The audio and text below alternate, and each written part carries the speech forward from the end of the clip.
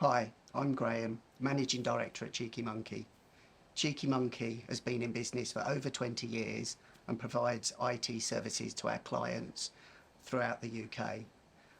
And today I'm lucky enough to have Natalie with me, who's a subject matter expert in cybersecurity. Welcome, Natalie. Thank you for having me.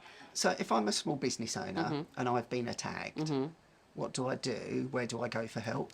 Okay, well, hopefully you are working with Cheeky Monkey and you have a good cyber posture. You've deployed the right things and the right policies, and you've had security awareness training. You have that incident response plan. The first thing you're going to do is you're going to pull out that incident response plan, and your first two calls are going to be to Cheeky Monkey and your cyber insurance carrier, because you are going to be able to provide the data that is required to do the triage to find out what happened, right? Absolutely. And from Cheeky Monkey getting the call, I guess Cheeky Monkey would have a copy of the insurance policy document so they understand the process to follow. Would that typically be the case? That would be a good thing to do. That, you guys could collaborate on that.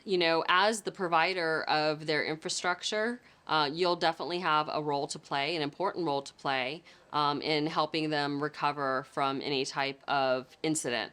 So yes, but that incident response plan is so important because emotions really run high when something like that happens, and you can't think clearly. And a lot of people won't know how to create one. Right.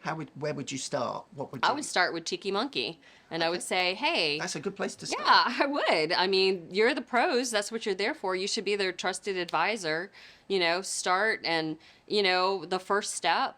I mean, you know what the first step is. You have to know what you have first. We talked about Yeah, this, we right? did. We Well, need to Lego. know what we have. Yeah, we need to know about your Lego. What's your most critical Lego?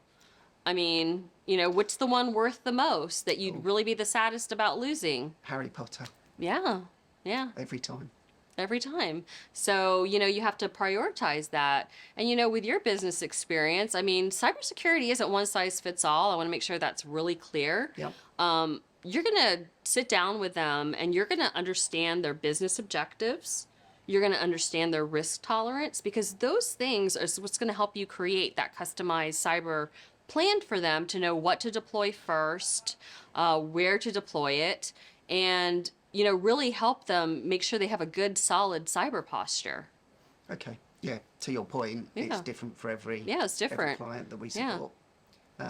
So yes, yeah, that makes perfect sense to me. Yeah. Thank you. Yeah. I mean, different companies have different risk tolerance. Like if you had a company, what's one of your what would you say is one of your business types that you have that really has a lot of compliance or regulation around So it? some of the financial services clients, for Right. example. That would be a client that would definitely have need a SIM Yes. to store all those logs, Yeah. right? And I guess different types of organisations Right. will have governing bodies that Right. dictate. Right. I mean, this has been so 2023, a lot of new privacy laws and, GDPR, of course, here on the Yep. side.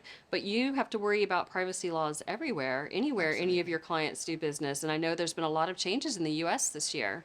Right. California has really, CCPA, their California Privacy Act that they enacted 2018, I believe, 2018, 2019. They have now the Consumer Protection Rights Act, California Protective Rights Act. I'm sorry, I can't remember what the acronym stands for. CPRA. And CPRA, they're actually establishing a governing body. So if any of your clients do business with anyone in the states, like California in particular, Yeah. there are certain requirements for them to handle people's data, and there will be fines, just like with GDPR, if that data is breached or accessed. And so you touched on a good point there, sort of supply chain management. Mm-hmm.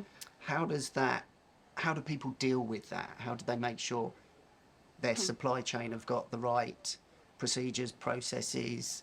They should audit them, really and truly. They should ask. They should be asking those questions. Especially financial services, or I don't know if you have any medical device companies. Some. Yeah, medical device companies. They should be asking their vendors you know, what kind of security controls do you have in place? They're, you know, they can audit them, send questionnaires. It depends on how deep they want to go, but you know, third party risk management is a huge area of cybersecurity, and it's going to be something I think in this coming year that we're going to see, and we have in the past too seen many attacks come through like a third party. Some notable attacks have Yeah. come through third parties. Okay. You know, critical infrastructure too, just like healthcare and finance, they're particularly targeted. Utilities, Yes.